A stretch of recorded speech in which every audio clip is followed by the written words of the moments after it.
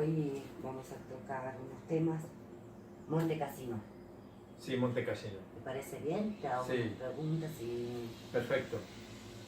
¿De quién era Monte Cassino para saber para qué servía? Mire, Monte Cassino era una supermansión de la familia Pahlavi, unos textileros de los años 60 y 70. Terminando los años 70, Fidel Castaño Gil compra Monte Cassino. Se lo compra a esta familia, es una superpropiedad, es una gran mansión, empezando aquí el barrio El Poblado. ¿Y cuál es el atractivo de Monte Cassino?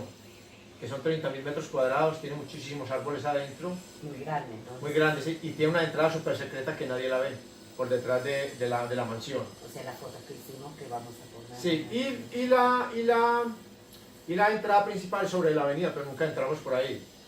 Los hermanos Castaño Gil, sobre todo Fidel Castaño Gil, que es el jefe del clan, junto con Carlos Castaño Gil y Vicente Castaño Gil, pues siempre fueron nuestros amigos. A pesar de ellos ser paramilitares y Pablo Emilio Escobar Gaviria ser de izquierda. Pero Pablo Escobar era tan poderoso que controlaba la derecha y la izquierda. En esta mansión, esta es la mansión del crimen, allí se planeó muchísimos asesinatos. Allí operó el MAS, Muerte de Secuestradores. ¿Qué es el MAS? Un grupo que funda Pablo Emilio Escobar Gaviria en 1981, cuando secuestran a Marta Nieves Ochoa, Que era la hermana de Clan Ochoa, de Jorge Luis Ochoa Vázquez, Juan David Ochoa Vázquez y Fabio Ochoa Vázquez. Después allí funciona el cartel de Medellín. Después allí funcionan los Pepes, cuando ya los hermanos Castaño Gil se vuelven nuestros enemigos. ¿Qué son los Pepes? Los Pepes son un grupo que se llama Perseguidos por Pablo Escobar. Todos los que nosotros perseguíamos se unieron y vinieron contra nosotros. Después de que los Pepes ya nos vencen a nosotros, en compañía de la CIA, la DEA, la Mossad israelí, la inteligencia inglesa, los alemanes cuando devuelven la familia de Pablo Escobar, los paramilitares colombianos, la guerrilla colombiana, los paramilitares colombianos, la policía colombiana, el ejército colombiano y la mafia de Colombia. Entonces, dentro de Monte Cassino, en el año 1984, en enero, se fundan las Autodefensas Unidas de Colombia, las AUC, y de ahí se planearon muchísimos asesinatos. De ahí se ha ordenado la muerte de más de 1 millón de personas. O sea, todo planeaban allá adentro, era un centro de... Sí, era un centro del crimen. Yo la llamo la mansión del crimen. No hay ninguna mansión tan terrorífica como esa. Ni siquiera de la historia ficticia de Transilvania, la de Drácula, no. Esta es supremamente complicada. Sí. O sea, ahí se ordenaban las muertes, pero también murió gente adentro. Sí, adentro mataban gente o matábamos gente, pero nunca se enterraban ahí, porque en una mansión de esa no se va a enterrar a nadie, porque eso es una prueba. Alguien va y dice, mira, hay una persona enterrada detrás de este árbol o debajo de este árbol, y inmediatamente la mansión tiene problemas. Sí. No se matan ni se sacaban. Y se las sacaban Y también. para la época no habían cámaras ni nada, ni habían cámaras entrando. La mansión era supremamente exageradamente bien situada y quedaba cerca al edificio Mónaco donde vivía Pablo Escobar. Claro, por eso estaba ahí. ¿Y quién se juntaba exactamente ahí? Cuando en esa época de los carteles. Mire, Monte Cassino es un lugar privilegiado. Monte Cassino, para la época entraba Pablo Emilio Escobar Gaviria, entraban los hermanos Castaño. Allí estuvo el cartel de Cali, Miguel y Gilberto Rodríguez Orejuela cuando éramos amigos, porque nosotros fuimos amigos hasta el 87 cuando empezó la guerra. ¿Qué son los del cartel de Cali? Los hermanos Rodríguez Orejuela son los jefes del cartel de Cali. Después allí, cuando ya empezó la guerra, estuvieron otros jefes del cartel de Cali. Estuvo José Santa Cruz Londoño, alias Don Chepe, y estuvo Elmer Herrera Buitrago, alias Pacho Herrera. Allí dentro de Monte Cassino estuvieron muchos generales de la policía colombiana, muchos generales del ejército, muchos políticos, estuvo la CIA, estuvo la DEA allá adentro. Dentro de Monte Cassino estuvo también José Gonzalo Rodríguez Gachal, el mexicano. Dentro de Monte Cassino estuvo los jefes del clan Ochoa, Jorge Luis Ochoa Vázquez, Juan David Ochoa Vázquez y Fabio Ochoa Vázquez. Dentro de Monte Cassino estuvo la mafia de Colombia. O sea, completamente fue el epicentro de la marca de todo lo que se planeaba en esa Sí, época cuando todavía no el estaba. Monte Cassino es un ADN del crimen. La mafia estuvo allí, la mafia de Cali, la mafia de Medellín, los Pepes estuvieron allí. Dentro de Monte Cassino operaron los Pepes. Cuando la Fiscalía de Colombia se funda en el año 1991 y ya en el 92 están funcionando los Pepes, la Fiscalía le hace un allanamiento a Monte Cassino y encuentran el papel carbón de un comunicado que hicieron de los Pepes. Y esa es la base para decomisar Montecassino cuando ya en el año 1995 se crea la extinción de dominio, propiedades del narcotráfico o malavidas. Sí. Hoy en día Montecassino pertenece al Estado, la han dejado deteriorar, pero ¿cuál era la maravilla de Montecassino? Era un lugar del crimen y un lugar de belleza porque había mujeres muy hermosas y era un lugar de arte. En los muros de Montecassino habían obras de Miró, Picasso, Dalí, Botero, Mansur, Frida Kahlo, Grau, Van Gogh. Todas estas obras fueron testigos de asesinatos, de secuestros, de discusiones de la mafia, de ejecuciones de la mafia. Que viene a su vez de uno de los capos, digamos así, era experto en arte. Mira, ¿quién era el capo que era experto en arte? Era Fidel Castaño Gil. Fidel Castaño Gil era un asesino de motosierra, un asesino despiadado. Y cuando él se quería poner en modo arte, en modo cultura, era muy culto. Él viajaba, atravesaba la selva del Tapón del Darién, la atravesaba unas veces a caballo, otras veces en moto, donde podía. Él lo recogían por toda la selva del Tapón del Darién y llegaba a Panamá. Él iba desde Urabá hasta Panamá. Allí lo esperaba un apartamento de lujo, un pasaporte falso. Ahí cogía un vuelo a Panamá, volaba a Europa y a París. En París tenía un apartamento, un penthouse y un Rolls Royce con conductor y se codeaba con los mejores pintores del mundo y con los curadores de arte y con los vendedores de arte. Y a París iba especialmente, le gustaba por justamente la arte. Sí, por el arte, donde se mueve el mayor arte es en París y en España. Él también era especialista en vinos. Ah, no, él cuando se colocaba en modo educado, Sí. modo artista, era especialista en vinos, para catar vinos y de todo. Dentro de Montecassino habían más de 300 millones de dólares en obras de arte, más. Y había una cava que valía más de 20 millones de dólares, habían vinos de 100 mil dólares, 20 mil dólares. Él era experto en vinos. Sí, y en quesos y jamones finos traídos de España. Que pegaban Y- muy bien. O sea, él, de sus hermanos, de sus otros dos hermanos, era el más inteligente, entonces allá adentro. No, el más inteligente para el tráfico de la cocaína era Fidel, pero para la guerra era Vicente. Es para Carlos Castaño Gil. Exacto. Mira, para el narcotráfico, para el tráfico de cocaína el más inteligente y para las obras de arte y todo esto y para los negocios era Fidel. Sí. Pero para la guerra era Carlos Castaño Gil, que era su hermano menor. Y el mayor de ellos es Vicente Castaño Gil, era muy bueno para el tráfico de cocaína también. Sí. ¿Cuántas muertes salieron de Montecassino? De Montecassino supera el 1.000.000 de muertes. ¿Por qué? Porque están las muertes del MAS, Sí. están las muertes de los Pepes, están las muertes del cartel de Medellín y están las muertes de los paramilitares. ¿Por qué se sube tanto la cifra de las muertes?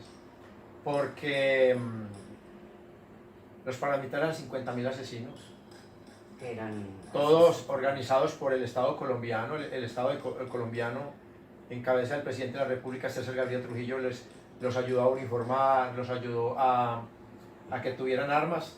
Entraron fusiles Galil 762, el Galil, que es un fusil israelita.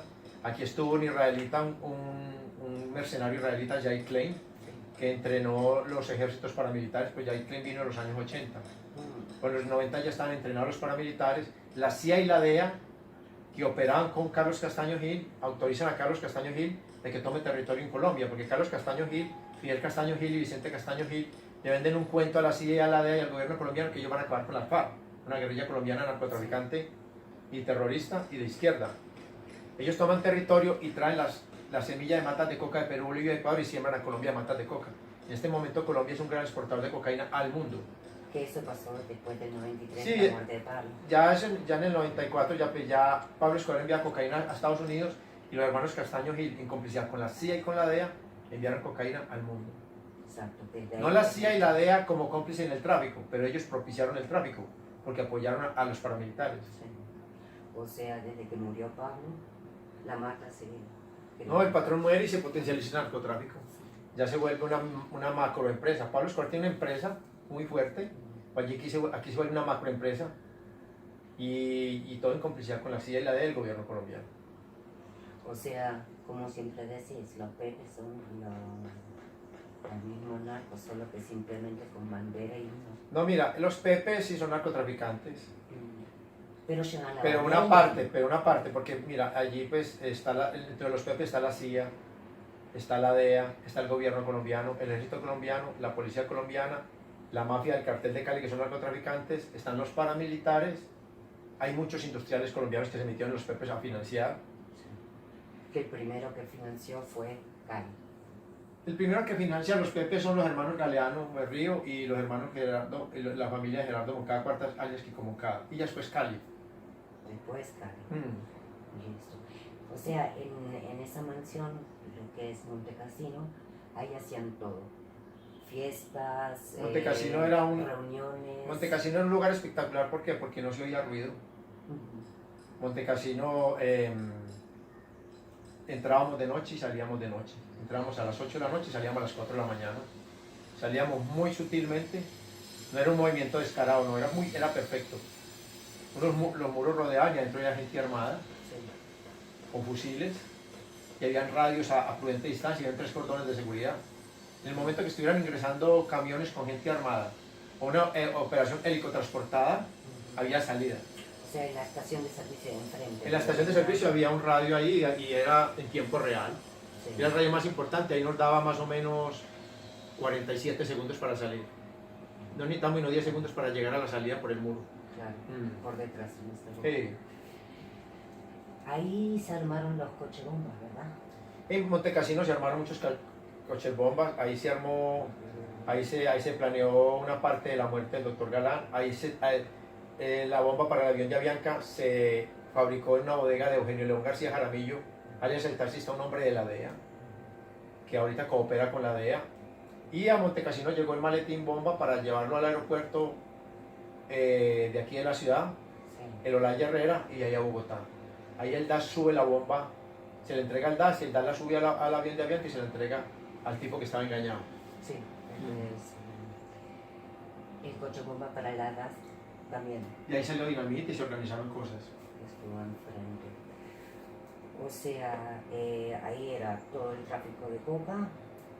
Ahí se movía cocaína, se movía tráfico de armas, Ujú. ahí se movía secuestros, homicidios, secuestros políticos, secuestros económicos. Ujú. Montecassino, Todo pasó por ahí. Montecassino eso es maravilloso porque lo que te decía Pamela, hay una dualidad entre el arte, los vinos, el queso, las obras de arte, Ujú. las mujeres, las fiestas despampanantes y el crimen.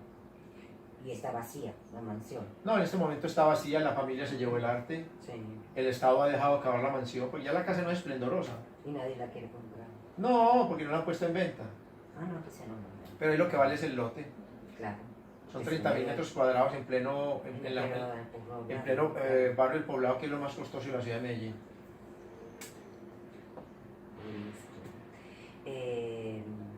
Hubieron gente importante también, como Gabriel Márquez. No, Gabriel García Márquez nunca entró a Montecassino. No. No, García Márquez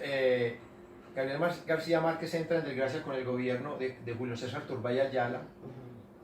El doctor Turbay Ayala lo declara objetivo militar porque él crea un estatuto antiterrorista en contra de los guerrilleros. Sí. Y Gabriel García Márquez era un guerrillero y era un auxiliador del narcotráfico.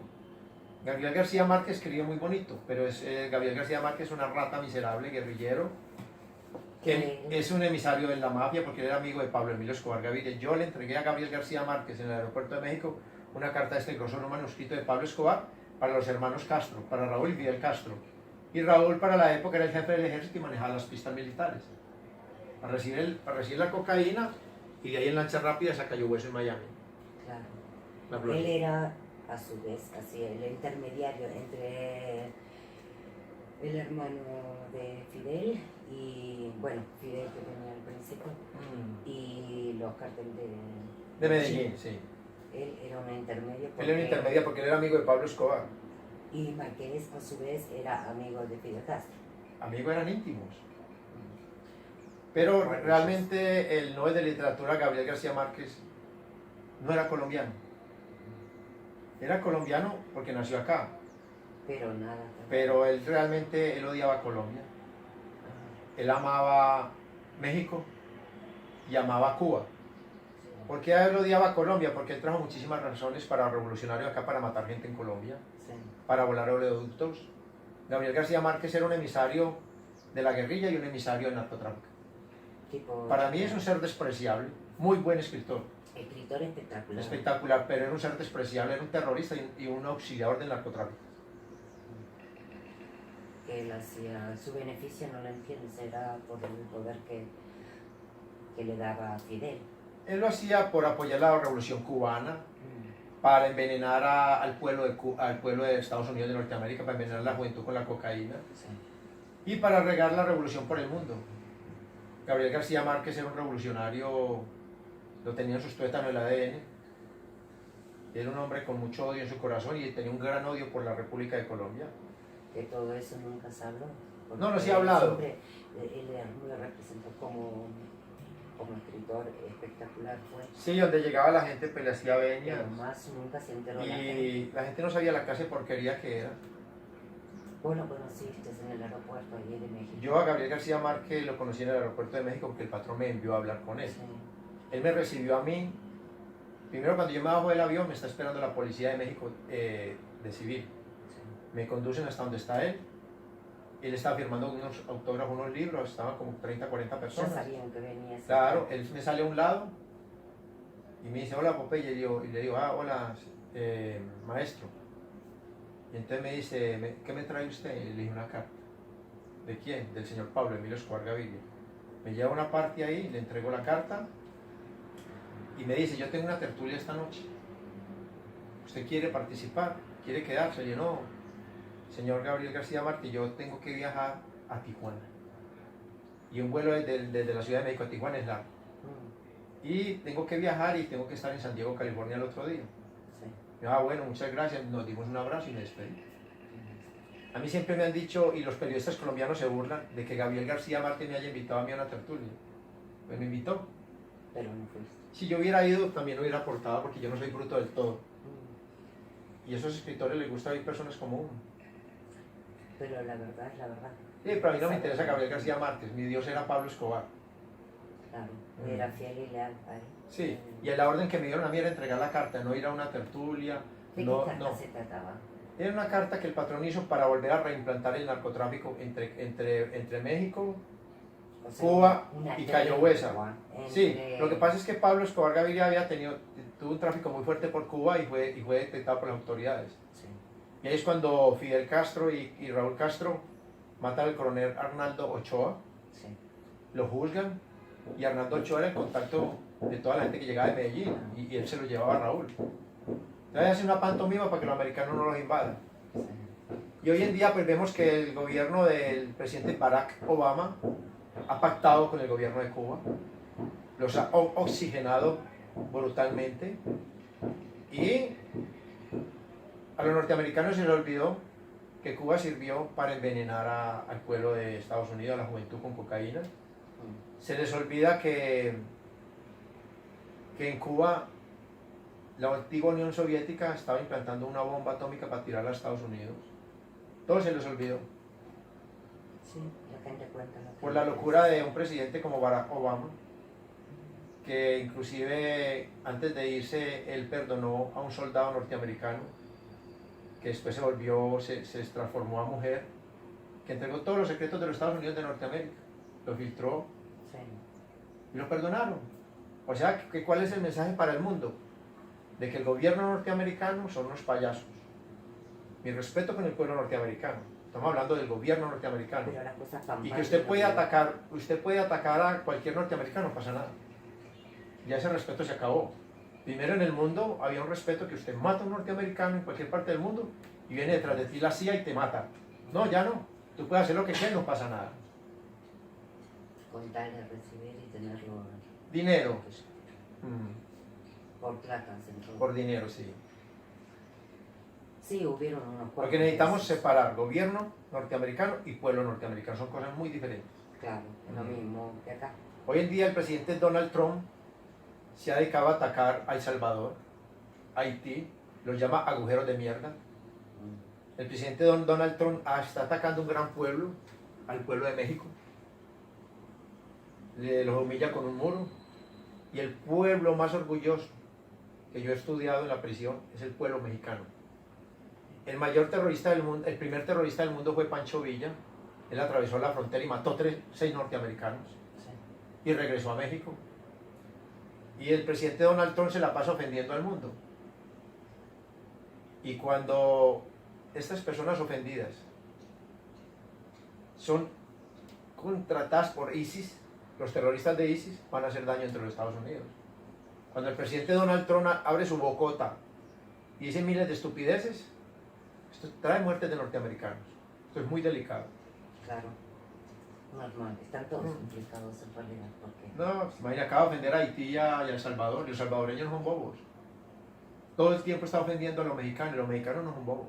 Los haitianos tampoco son bobos. Lo que pasa es que el presidente Donald Trump piensa que porque él es millonario y es de ojos azules y culito rosado, piensa que nosotros no valemos nada en el mundo y nosotros valemos. Claro que sí, por supuesto. Somos guerreros. No solo eso, saben vivir también. Sí. En comparación, cada uno tiene sus virtudes, normal. De que no esté el dinero no tiene nada. Lo importante es que las organizaciones terroristas y ISIS y todo eso tengan en cuenta que una cosa es el gobierno norteamericano y otra cosa es el pueblo norteamericano, para que lo que diga el bocón de Donald Trump no vaya a perjudicar a ningún norteamericano en el mundo. Sí, pero justamente es ahí por donde atacan, ¿no? Atacan por ahí donde duele, donde duele. Donde duele el pueblo. Y como hay un mensaje de que tú puedes matar a un norteamericano, no pasa nada. Primero era de mucho respeto matar a un norteamericano. Bueno, vamos a hacer un break y seguimos porque esto lo voy a cortar entre medio y vamos a hablar de sin hablar del tema de lo que pasó adentro, pero el tema de los policías que quedaste es muy contento y para que la gente sepa. Sí, mira Pamela, mira, la República de Colombia está en una crisis moral, económica y todo por el gobierno del presidente Juan Manuel Santos Calderón. Colombia ha sido atropellada, nosotros nos convocaron a que fuéramos a las urnas si queríamos la paz, sí o no, nosotros no queremos la paz, porque la paz es una estrategia de guerra de la FARC, para llegar al poder, para que seamos otra Venezuela. Ganamos los del no y en las altas cortes nos tumbaron la decisión de un pueblo, eso no se ve sino en Colombia. Aquí está la Corte Constitucional totalmente vendida al Ejecutivo, el Consejo de Estado y todas estas altas cortes. Están presos 2 presidentes de la Corte Suprema de Justicia por corrupción, por vender los sentidos de los fallos. Pero yo tuve un episodio muy complicado. Me encontraba en un municipio acá turístico, donde hay un gran embalse muy bonito, se llama El Peñol. Estaba visitando la finca La Manuela, que era de Pablo Emilio Escobar Gaviria. Estaba donde William, que es el que la administra, desde hace muchísimos años. Que eso es otro tema, ya lo vamos a hablar. Fui a visitarlo a él. Y saliendo de ahí por unas calles, unas carreteras empedradas y pues sí, polvorientas, me encuentro a un amigo que estuvo preso conmigo. Me encuentro con él, me saluda y a mí me llevaba para mi lugar donde estaba en una finca de otro amigo del cartel de Medellín ya retirado, un hombre que trabaja honestamente en el Peñol, y me lleva a William, el de la hacienda La Manuela. Cuando llego ya ahí, el amigo me manda a buscar, el que me encontró, dígale a Pope que si quiere venir, que estoy con unos amigos y se los voy a presentar y estamos en un cumpleaños. Yo, dígale que yo voy un rato. Yo a un cumpleaños, me voy a relajar, no voy a llevar teléfono, ni carro, ni nada. Me recogí una moto y me llevaron al cumpleaños. Allí me presentaron un señor como Fabio o como Mario, muy formal el señor. Estaba la esposa de él, tenían unos perritos. Habían otras personas con niños, con niñas, con chicos. Y eso era en un hotel. Sí. Bueno, compartimos, yo no tomé licor porque estoy en libertad condicional. Sí.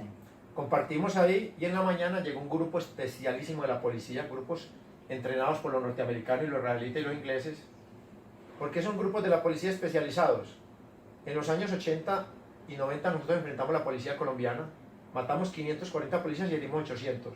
Entonces la policía colombiana y el mundo vio que unos bandidos de tenis podían enfrentar a la policía y los acababan, entonces reentrenaron la policía.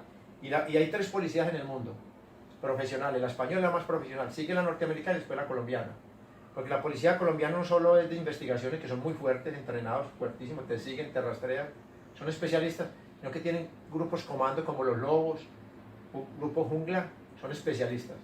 Pues un grupo de estos nos llegó a la finca, supremamente profesional, entraron con bombas de aturdimiento, perfecta la operación. No se enteró la seguridad de este señor Tom. Yo estaba dormido en una habitación de un hotel, me llegaron, me encañonaron al piso, tan. Nos sacaron la mitad a una sala que había ahí del hotel, nos sentaron ahí y entonces ya identificaron al señor porque estaba muy cambiado. Les tuvieron que, la policía misma dudaba hasta que yo no es él. Él mismo creo que les dijo que era él. Sí, el mismo Tom fue y Sí, les dijo, no, tranquilo, soy yo. Sí. Porque bueno, listo, ya llegó todo el mundo muy profesional. Sí. Al que requisaban y tenía una pistola, enseguida le leían los derechos de capturado y para un lado. Al que le cogían droga, tal. No habían grandes armamentos, fusiles, habían creo que 3 pistolas, 2 5.7 y una 9 milímetros. La policía esperó hasta que estuviéramos dormidos y según comentaron ellos ahí porque habían niños. Hizo una operación perfecta, una operación totalmente profesional. Yo nunca he visto una operación de esa forma porque cuando nos hacían la operación a nosotros, el patrón mío siempre mantenía 4 y 5 anillos de seguridad. No entraban así como entraban estos oficiales de la policía. El patrón los detectaba a kilómetros. El señor se confió porque estaba muy cambiado y tenía cédula falsa y todo, y entró a un hotel. Y no tenía anillos de seguridad. Era otra estrategia. Bueno, yo me quedo aterrado de ver que la policía no me faltó al respeto. Me quedo aterrado de ver cómo trataban a las señoras y a los niños. Lo primero que hace, mire, ni siquiera el operativo lo estaba comandando un oficial, sino un suboficial muy profesional. Lo primero que nos dijo que si alguien necesitaba médico, porque la operación fue bien complicada, nadie necesitaba médico, enseguida dijo que comiéramos. Los que querían comer comieron. Enseguida llegó la policía de infancia y adolescencia porque había niños y señoritas. O sea, un espectáculo. No, una cosa espectacular. ¿Cómo se comportó? Yo fui muy respetuoso con el oficial que me interrogó y con el que me requisó. Me dijo, señor Velázquez, no se preocupe, si usted no tiene nada, no tiene por qué temer nada. Vamos a respetar todo. Revisaron mi habitación, no había nada, no me encontraron nada, no había nada. Me pareció muy profesional todo, muy seria la gente. Inclusive alguien ahí del grupo se fue a ir en amenazas contra los oficiales de la policía, de los hombres del señor Tom. Y el suboficial que estaba comandando la operación le dijo, don Juan Carlos, lo señaló y Tom, que se llama Juan Carlos, lo tranquilizó. Sí. Para adelante, al que no tenía ningún problema no lo esposaron. Yo compré un teléfono, me hice mis llamadas, me llamé bien porque yo estaba conducido. Me trataron con muchísimo respeto porque yo también soy respetuoso. Porque ellos no son robots. En el momento que yo le falta el respeto a uno de ellos, pues vienen encima de mí. Sí. Y además la autoridad merece respeto. Pero una operación supremamente profesional. Ya me llevan llega un señor general de la Policía Nacional. Sí. Estamos ahí. Llega el general y dice muy buenos días. Yo le digo muy buenos días, señor general. Que uno saludar en medio de este problema, bueno. El general, mire, tranquiliza a las familias. Le dice al señor Tom, señor Juan Carlos, dice, mire, este es mi trabajo. Primero que todo quiero preguntarles a quién de la señorita, los jóvenes o a ustedes les faltó al respeto a alguno de mis hombres para llamar a la fiscalía y judicializarlo. Entonces dijimos, no nos faltaron al respeto, cero, supremamente profesionales. Entonces el general dice, mire, Juan Carlos, usted sabe que esto tenía que pasar tarde o temprano, es mi trabajo, es el trabajo que yo hago. Aquí he venido, le hemos tratado con respeto a toda la gente. Y habló muy bien el señor general. Se veía imponente, un general en Colombia es muy importante. Se veía imponente, pero por la sencillez y por la forma como habló en la educación. Humilde, pero supremamente profesional. Habló el señor general, y ahí ya nos condujeron a una parte que llama la SIJIN, que es Policía Secreta. Allí nos trataron con respeto, nos dieron comida, nos miraron los antecedentes y nos liberaron. Porque no tenía nada. Cuando yo salí de ahí, yo dije, Dios mío, yo esperaba una paliza, como era la policía antes. Como estabas acostumbrado. Esperaba que me metieran una pistolilla, no estas de Popeye. Yo esperaba que me pegaran en la cara, que cogieran a las señoritas y les faltara respeto. O que te metan una pistola. Sí, pero increíble, a las señoritas ni siquiera les bajaron la mirada, porque eran menores de edad. El respeto fue una cosa increíble. Y nos liberaron. Entonces dije yo, Colombia no está muerta. O sea, al principio yo te dije que hay una crisis moral en la justicia, sí. Porque la Policía Nacional está en la cadena de la justicia, porque ellos recogen pruebas, ellos los que hacen las capturas. Y ¿sabe qué? Yo me quedé muy contento de que la policía fuera tan profesional. Y se mira el trabajo de los norteamericanos, los ingleses y los israelitas sobre la Policía Nacional, son supremamente profesionales. ¿Por qué me gustó muchísimo? Porque el que comandó el operativo era un sargento, que es un suboficial. Y el general vigiló y había un mayor vigilando y un capitán fue el que entró con los grupos especiales. Había un mayor vigilando la operación, pero vio que era tan perfecta ¿Por qué? Porque esto se llama Ley 906 implantada por los norteamericanos en Colombia con los jueces de garantías. Y donde el señor suboficial o uno de los oficiales se salgan de la norma, se cae el operativo. Pero decían todo perfecto. Y es muy bueno cuando funciona la ley. Cuando salimos de ahí, yo no escuché a nadie. Mire lo importante que es esto, que la policía sea profesional y seria. Yo no escuché a nadie diciendo vamos a matar policías. No escuché a nadie diciendo vamos a matar a ese general, vamos a matar a ese sargento. Todo el mundo callado. Porque no había odio en contra de la policía. Era ellos, los que quedaron detenidos, detenidos. Y los que iban libres, libres. A nadie le faltaba el respeto a su esposa. Se manejaron supremamente bien con la esposa del señor Tom, que estaba colapsada, la señora nerviosa, y con unos perritos, fueron humanos. Ahí nadie habló de matar a un policía, pero si no hubieran pegado en la cara, le cogen las tetas a la mujer de un bandido. Hijo de puta, salimos todo el mundo ofendido. Claro. Todo el mundo salió tranquilo, como tiene que ser. Por eso justamente lo están contando acá, porque lo que es justo, justo, pan, pan, vino, vino. Por eso hay que aclarar. ¿Por qué lo estoy diciendo, Pamela, acá ante tus cámaras y para ti? Yo soy muy justo. Y la Policía Nacional hoy en día es otra policía. Es que hay que aclarar que cuando ustedes mataban tantos policías, las cosas que pasaban, o sea, así como estás diciendo, me trataron bien, nadie piensa en matar a nadie, también anteriormente cuando se mataba a esas policías era porque eran corruptos. Mira, cuando nosotros matamos policías, acá que ellos llegaron matando a los jóvenes en las esquinas, que no están en la guerra, los mataban en la esquina en los barrios populares para cobrarlo al cartel de Cali como bandidos de Pablo Escobar, entonces nos enfrentamos. A ti te cogía un policía y te pegaba en la cara, cogía a tu mujer y la tiraban al suelo, le cogían las tetas y habían violaciones y cosas muy delicadas. Pero con una policía profesional, a uno como el bandido lo obliga a ser muy respetuoso. O sea, el mundo no sabe por qué ni por cuánto, pero las cosas hay que aclarar. Así como estás diciendo, me trataron espectacular y no se habló de ningún matar de policía. No. Asimismo también esa época con la calle de la Estrella, creo que fue que había tantos 500 y pico de muertos de policía, fueron porque también estaban implicados. Ellos se salieron de la norma, porque el Estado se desborda, legitima a los ciudadanos que lo enfrenten con cualquier arma. A mí le voy a contar una anécdota, Pamela. Usted sabe que yo no soy mentiroso. Aquí había un general de la policía que era un corrupto, pero nunca me atacó a mí porque yo estaba preso. ¿Que vimos en el hotel? Sí, y en estos días yo llegué a este hotel. No, llegamos al hotel Dan Belfort, que es más abajo. Llegué al hotel, me senté a desayunar, a esperarla a usted y ahí estaba el general ahí. Ahí estaba sentado de civil, ya retirado, tenía una escolta, que donde fuera mi enemigo, esa escolta para mí no vale nada. Pero ahí nos morimos los tres. Otro asesino. Sí, ahí nos morimos los tres, el general, el escolta y yo, porque estamos dentro de un lugar, un hotel y ahí va a haber juego. Pero nada, lo vi, me vio, terminó de desayunar y se fue. Que eso es lo que necesitamos hacer. Yo mañana me encuentro al señor general que estuvo en el operativo. Ese día, si él me lo permite, lo saludo. Si no, me voy por respeto. Porque el respeto que hay con ese general que comandó ese operativo es un respeto total con el señor sargento que comandó el operativo, con el